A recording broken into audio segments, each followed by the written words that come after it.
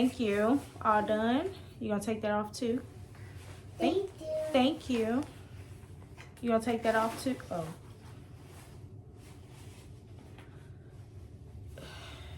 You need help?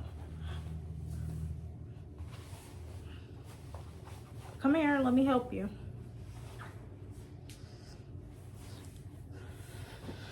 Kids always swear they got it.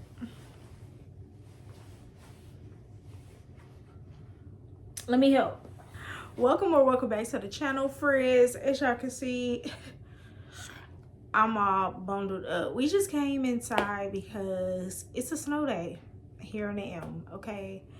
It is a snow day here in the M. And last night, I started a new book. And y'all already know. I started this last night, right? This is my first Jason Reynolds book, 24 Seconds From Now.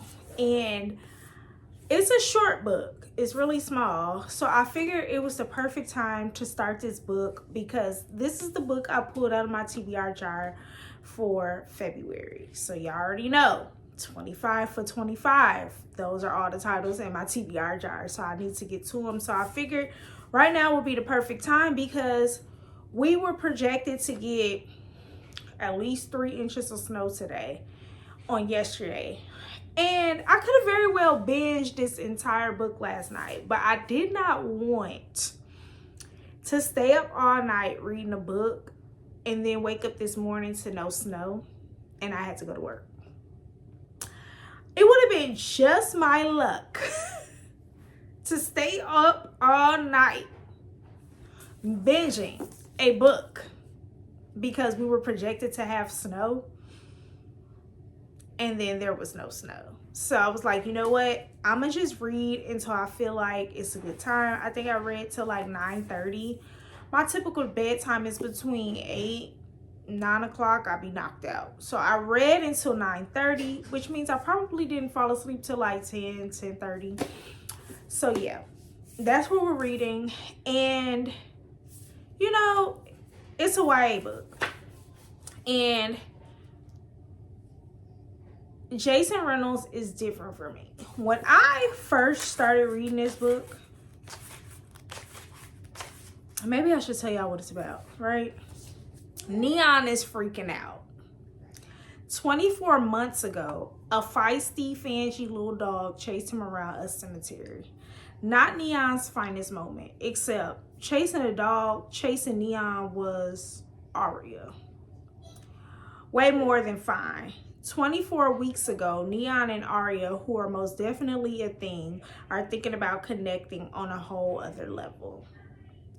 24 days ago, Neon tries not to die of embarrassment in the diner as his mother gives him a whole lot of things to think about before.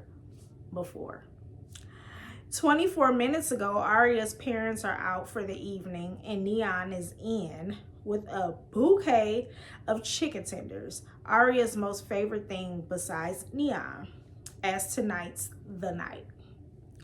Right now, Neon is freaking out. Photo of the feisty, fangy dog staring fiercely at him.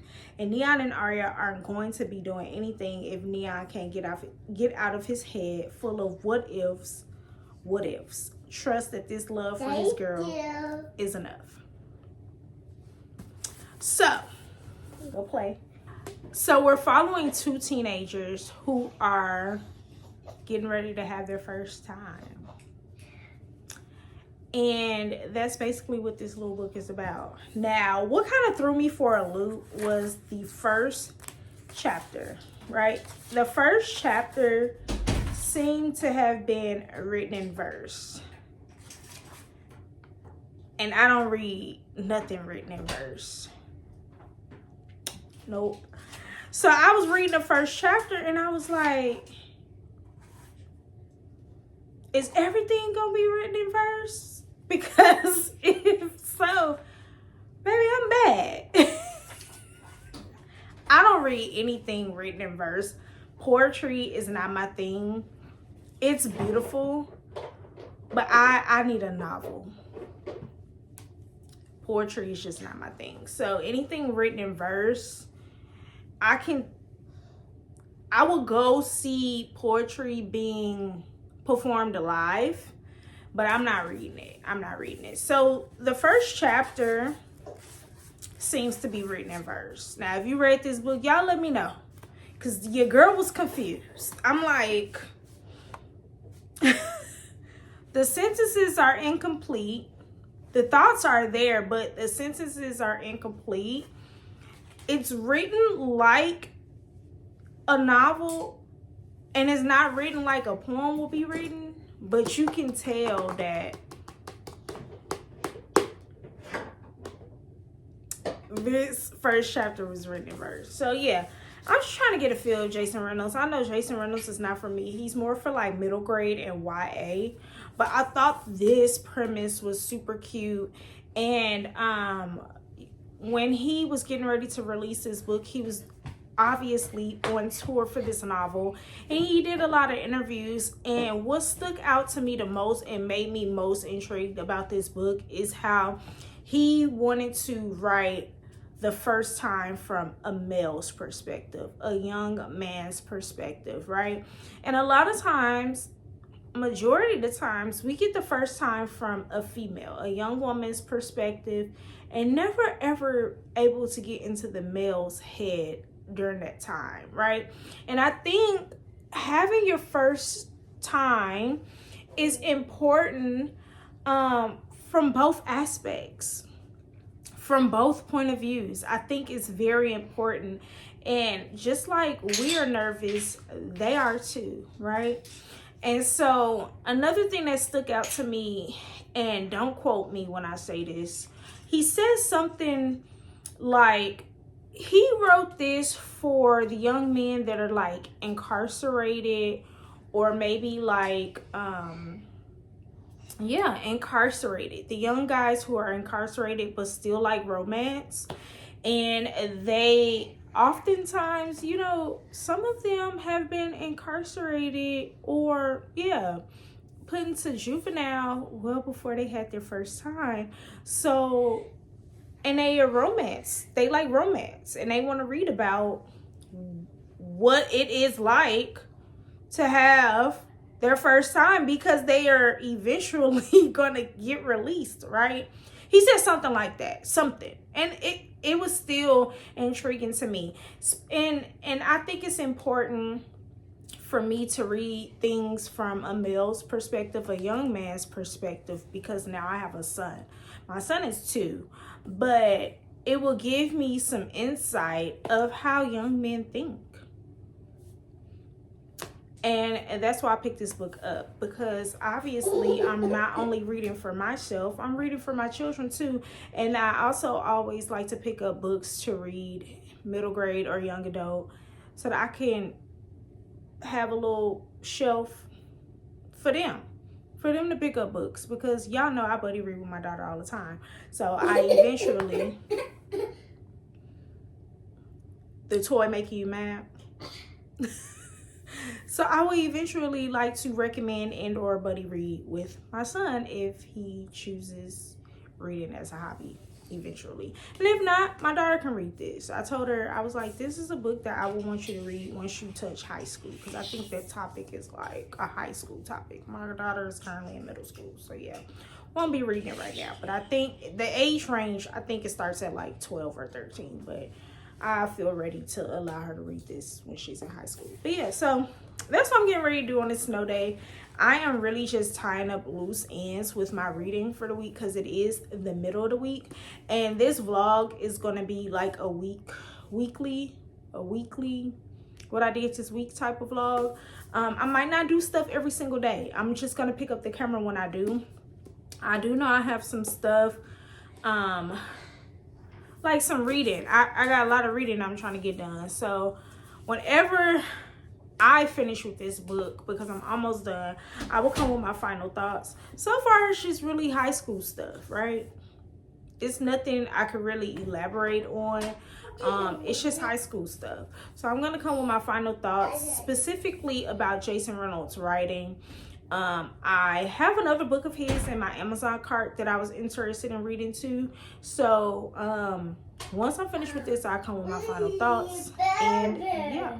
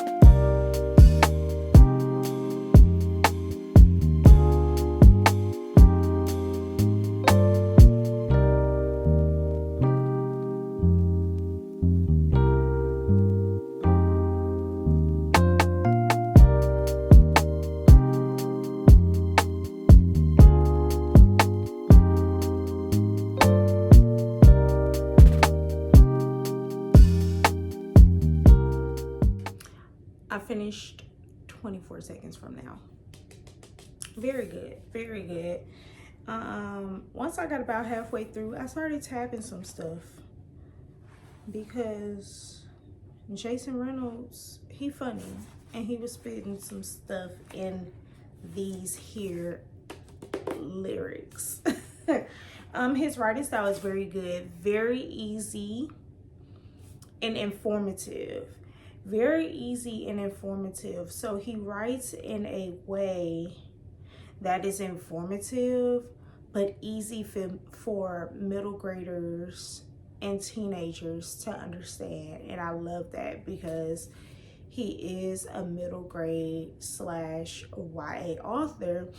And you know, a lot of our teenagers are hesitant on picking up books and reading because they don't understand what is being put down. We want them to read to get the message, but some people write the message in the most chaotic way, and the teenager be like, yeah, the book was super whack. But Jason Reynolds write in a way that is easy for them to understand, and I like that about him. I really do. This book was very good. By now I've already posted my review on my Bookstagram page, so if you follow me over there, you've already seen my review. But this is a great conversation starter for boy moms and for girl moms too, but specifically boy moms because we get the boys POV, and getting the boys POV for their first time is so refreshing. We usually get the female's point of view almost always, right? And I don't know, and I've been like this for like a year now, where I am wanting to read more from a male's perspective about everything, literally everything. I just posted over on Bookstagram last night about romance and how we need more male romance authors so that we can get the romance from a male's point of view and not from a female that thinks she knows what the male is thinking, because we don't know. We really don't know. We are coming up with these stories based on how we want these males to think and how we want these males to feel, but we don't have a male. Jerome Dickey is gone. We don't have an up-to-date current male in the romance genre. And I know I switched genres on y'all, but real quick, we don't have a male currently in the romance genre that is speaking from their point of view, and we need that. And we need more stories across all genres written from a male's point of view. And you know what, now that I think about it, men are probably afraid to write romance. They probably are, because women like to be in Delulu land, and while I very well like to be in Delulu land, I also want some real stuff too. Okay, so yeah, this was very good. If you are a boy mom, put this on your shelf, put this on your TBR, read this book. I'm a toddler boy mom, so of course this conversation ain't gonna come into play for a while, but get this and read this so that you can understand how little boys be thinking, because this was good. This was very, very good. There's another Jason Reynolds book that I have on my Amazon cart, that I want to read. A lot of his books are for middle graders, so I'm not gonna read every single one of his books because I'm not the targeted audience. However, I'm going to read the ones that I could probably learn something from. And so I think the one, I forget the name, I think it's like The Boy in a suit, the boy in a suit and tie, something. He got on a suit on the cover. So I'm gonna post the cover of that book here, and I want to read that one next. That's gonna be my next Jason Reynolds book. But this is good. Putting it back on my shelf. So happy I got to it. Ain't nothing like your first time. Ain't nothing like having your first time and being nervous, afraid, scared, not knowing what to do, not knowing how to feel, not knowing how that other person feel during that time. And then he is centered around his family members who are giving him sound advice, great advice.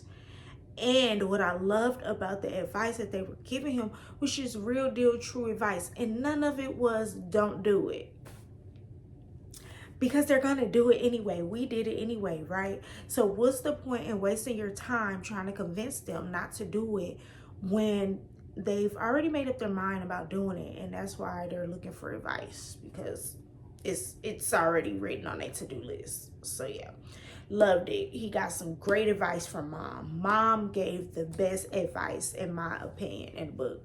Dad, he was kind of passive with it, getting straight to the point. Like the conversation was going to be uncomfortable for him, so he just kind of got straight to the point with it. But mom was real as a dollar bill, and I love that. And just being around his peers and seeing how his peers are acting around this time in their lives where everybody is talking about SCX, right? And seeing how his friends are thinking about their first time as well. So I think this is a great book. Again, if you are a boy mom, pick this book up, read it, and when your boy is of age, have that conversation. Loved it. So now I'm getting ready to actually go to first I'm gonna go to work.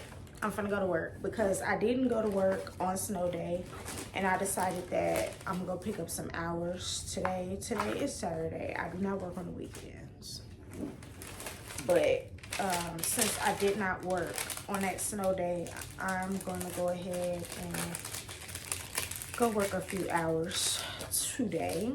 And then when I'm done, I'm actually going to a book club meeting, and I'm gonna take you guys with me as much as I can. These are new people. They are strangers to me. I don't know them. So I'm doing my big one, and I'm going to meet a group of ladies for a book club, and we are meeting for the book by Alexandria House, the one that I read called Hold You Down.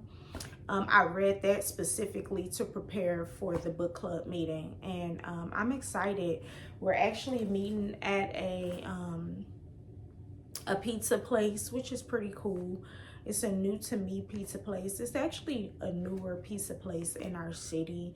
We just recently got, so I'm kind of excited about that because my sister has been trying to get me to go to this pizza place, and I finally got the opportunity to go. So I'm getting ready for that. So I'm kind of like packing my bag and making sure I'm dressed for that.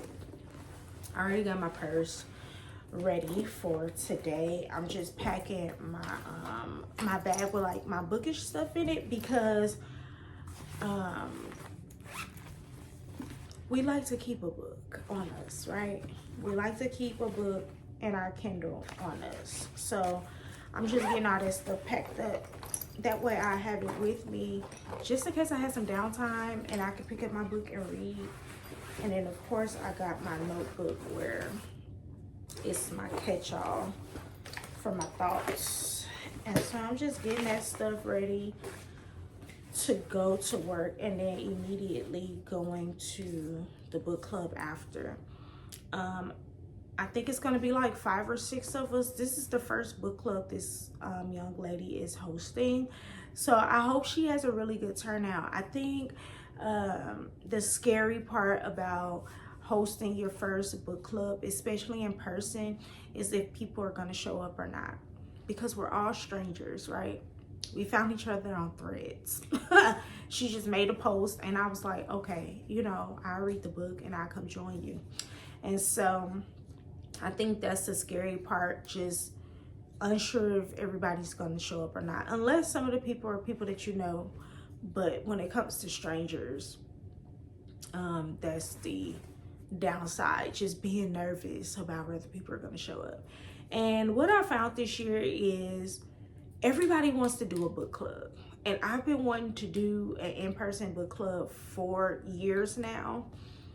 And I just said, you know what? Everybody wants to do a book club.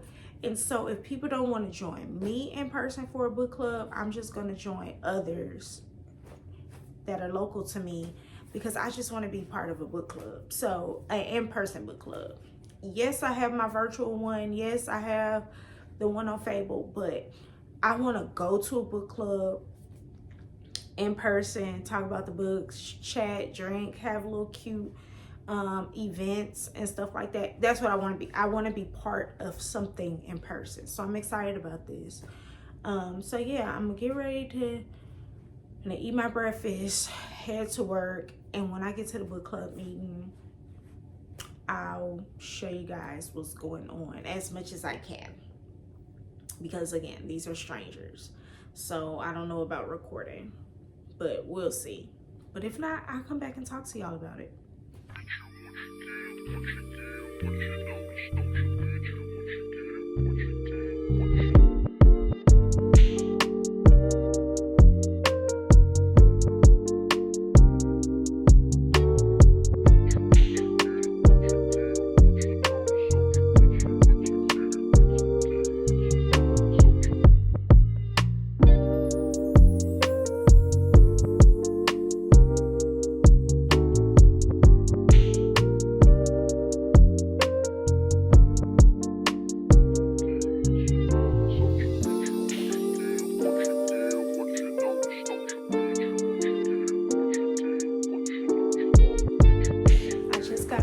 From work and from the book club meeting, and y'all, it was cool. It was really cool. I enjoyed myself. I was being very much an extrovert, which is crazy to me because I am a homebody introvert. Like, I don't know, but I guess because we were talking about books and I'm so passionate about books and I love books, that it was just easy for me to sit there, get comfortable, have conversation, eat, drink, laugh, talk about the book. We got to know one another. We even drifted off to other conversations like celebrity talk, and we started talking about churches and what church everybody attended, and you know, all of that stuff. So it was cool. It was, like I said, it was 5 of us, and we kind of met up like in the bar portion of the pizza place, which I didn't even know that pizza place had a bar, because the footage that I showed you guys, it just looked like a walk-in pizza place, order your food, grab it and go. But behind the cash register, it's a whole nother room back there. It's lit up. It's like an open bar type of area, and it has nice seating, television, so that like they had I guess it was a college basketball game playing, and today is National Margarita Day, so of course they had margarita specials. I had a strawberry margarita, and I had a barbecue chicken pizza, and it was very good. So I would definitely go back, and I would definitely meet with the ladies ongoing after today. It was pretty cool. Like, we all we kind of mesh well, but I think we all read different genres.